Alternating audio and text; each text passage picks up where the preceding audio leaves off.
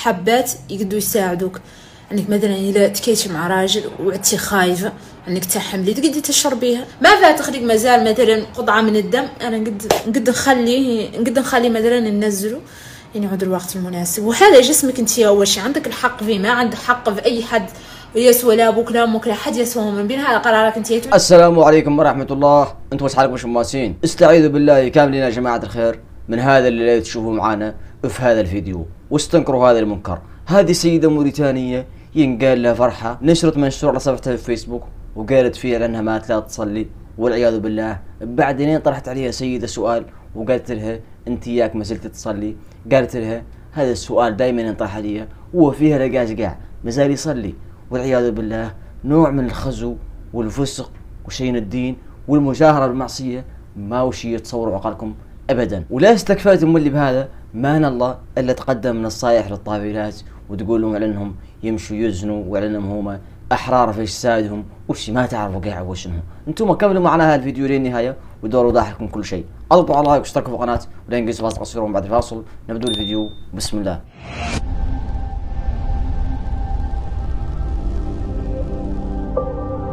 شوفوا معنا يا شباب، هذا هو الفيديو اللي انطرح عليه فيه السؤال كان ما زالت تصلي وردت بهذه النوعيه. طبعا الاغنيه خبيثه جدا اللي هي قاعده ترقص عليها، ولذلك انا ما نقدر ابدا نسمعها لكم. المهم على انها انا طبعا درت منها عده فيديوهات وراهم اللي باقي مولي فيديو ثاني لا هي نعرضه لكم بعد شوي. هي تقدم فيه نصايح للطافلات عنهم تموا يمشوا يزنوا والعياذ بالله. المهم على انها هذه السيده ينقال لها فرحه خرجت الاسلام قبل فتره، وطبعا هي قالت على انها ما خرجت الاسلام وذاك اللي قالت الناس عليها. ورك الصقاع صرحت بانها ما لا تصلي ونقول لكم خير. وطبعا محتواها هذا اللي شايفين، لا فيديوهات الرقص ونصايح خبيثه جدا وسيئه مع الاسف الشديد. ولذلك طالب انا بعد من موريتانيين كاملين انهم يعسهم من هذه النوعيه من الناس. مع الاسف الشديد هي طبعا متابعينها وراهي بالمناسبه عايشه في امريكا. المهم على انها واحده لا في النوع شوف ما رد علي عليكم، وانا بعد مستغرب بالله فيها. هي فوق ما انها شيء مولي لا يتقيس النار. صراحه الروايه مؤلمه وموجعه جدا. انا ما نبغي الامانه نجوق فيها وفي شكلها وفي هاجس المشي، ما نبغي بعض نتنمر عليها وشو ذاك القبيل يقر حالها بعد. صراحه الروايه غريبه وعجيبه وتوب. لا حول ولا قوه الا بالله. الله ان شاء الله يجيرنا من حالك. انا ماني جاي انك تشوفي نفسك في المرايه ابدا مسيكين. الله ان شاء الله يهدينا ويهديها.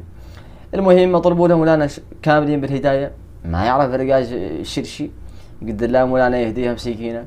المهم يا الموريتانيين اعرفوا شو طافلاتكم واعرفوا ان التربيه في زمننا اليوم صعبه صعبه صعبه جدا بشكل ما هو معقول. هذا قاعد وانت محافظ على شاشرتك فيش قال مالك محافظ عليهم. لذلك قلت لكم مليون مره انكم تقبلوا اللي قالوا تيك توك وتحرموا على اولادكم. هذه السيده اكثر نشاطها على تطبيق التيك توك وتقدم فيه نصايح خبيثه جدا متعريه دائما. وللامانه مع الاسف الشديد انا شفت طافلات يتاثروا بيها ووحدات عادوا يسمعوا كلامها ويتواصلوا معها في الخاص وتعطيهم هي نصايح وياسر مشي. وعليه هذا كامل سببه على ان المجتمع الموريتاني مخلي طافلات وماشات وتوف اللي بقاو يعدلوه. وكيف ما تعرفوا التيك توك فيه انواع الناس، خصوصا هذه السيده امثالها عادوا ياسرين في زمننا اليوم. وعليه حافظوا على طافلاتكم. الله يحفظنا ويحفظكم ان شاء الله ويجيرنا ويجيركم من سوءات اخر الزمان. وارك يا شباب ليك ما اطول عليكم، خلونا نمشوا ونشوفوا اخر فيديو. المرأة الموريتانية اللي تعاني في المجتمع الموريتاني واللي جابرة ياسر من مشاكل في مجتمعنا الموريتاني. خضوت على فيديوهات منشورين في الآونة الأخيرة عن عمليات انبطوا، عن عمليات زرقوا تركتهم.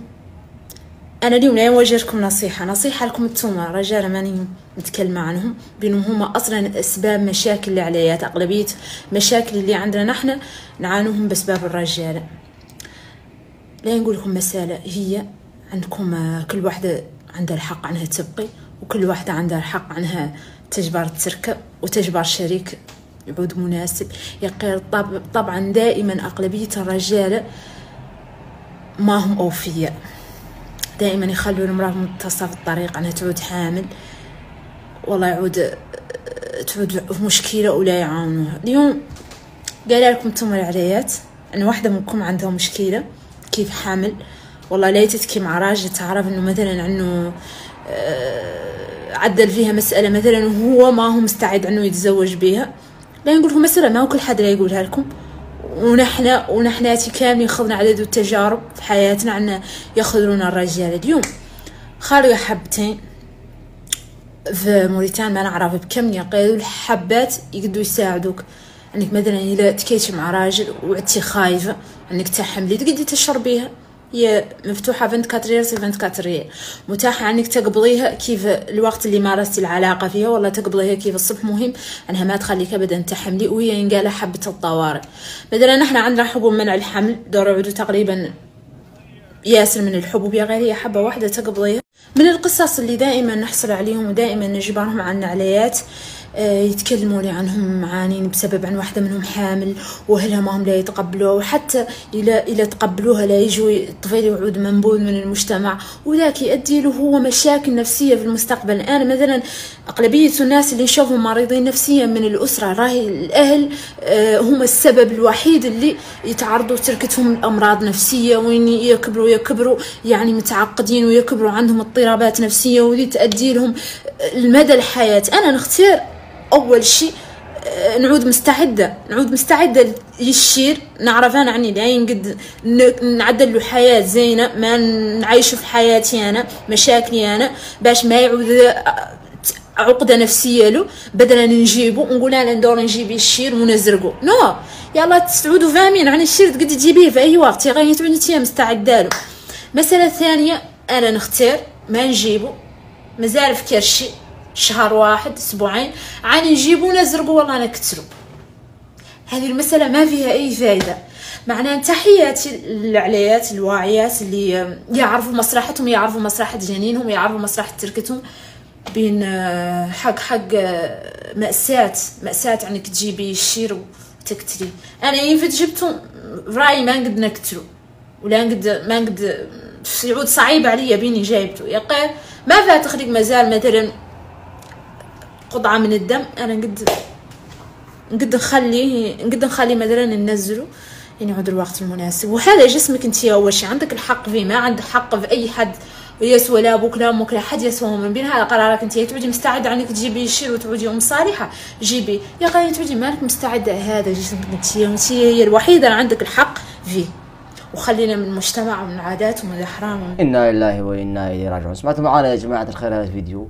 ايضا نادمه جاهله قاعده تقول خلينا من المجتمع وعاداته وذا حرام وذا كذا. يدي يخليك، هو ذا حرام حرام، والعادات ما قط عادة ابدا تحلل شيء والله تحرم شيء.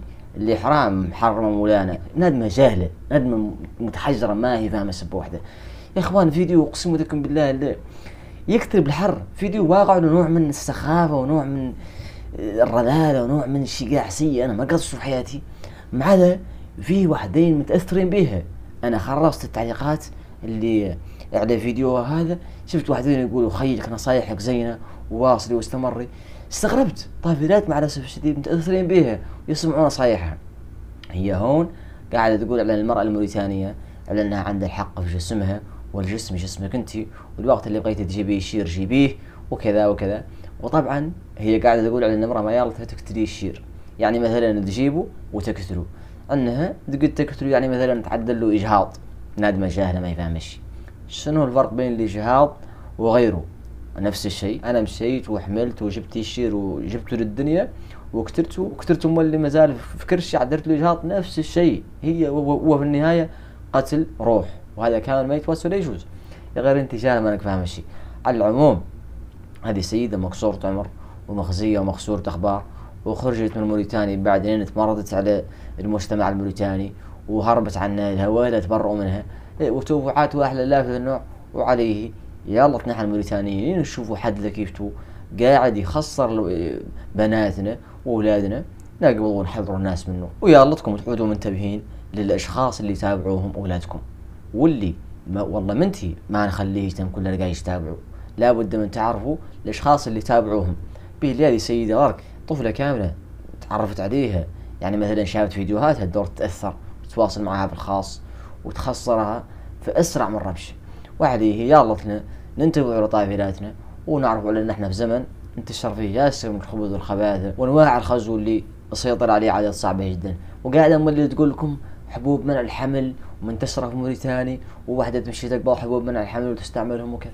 يا اخوان نوع من الخزو غريب وتوف شيء ندمع عالم مولانا اللي غريبة وعجيبة. انا ما نعرف ايش نقول لكم الامانة عن كلام هذا. بيدي هي مسكينة، انا شافني حالها، هي ضرك قاعدة تقول على ان هي صبحت متحرة وفسخت الملحفة وفضمة في الملحفة، وعلى ان هي ضرك عايشة حياة سعيدة. وانت ما تعرف السعادة تنقلش، السعادة ذاقتيها لو كنت تعرفي. اعلنك لا تموتي ولا تنداري في اقبار وحدك، واعلن هذا في سوق اللباس الدور تحاسب عليه، واعلن تركك الاسلام ما تمشي ابدا وتحلف ذنوع. الله ان شاء الله يهدينا ويهديك. انا والله ما نبغي نقول لك هي كلمه خاسره، طالب لك مولانا بالهدايه، وطالبك من ذنب عنك تخلي عنك اللي واحده فيه. مشيتي وخرجتي الاسلام وتركتي عنك الصله، اذا شيء يرجع لك يقر. لا يهمك ابدا توجه نصايح ما عنده معنى للمجتمع الموريتاني. احنا مجتمعنا كافي من الخساره اللي خلقه له، وكافي من انتشار الخزو والزنا، ما خلق خزوه ما يفينا. إيه لا تزيدين انت، نهنك اعطينا منك العافيه. الله ان شاء الله يهدينا ويهديك ويجيرنا من هاي الحاله اللي انت فيها. ما نبغى نطول الفيديو اكثر من هذا، ما عندنا يكون نقول لا حول ولا قوه الا بالله. اللهم سبحانك اللهم وبحمدك اشهد ان لا اله الا انت استغفرك واتوب اليك. اللهم استرنا بسترك الجميل يا رب.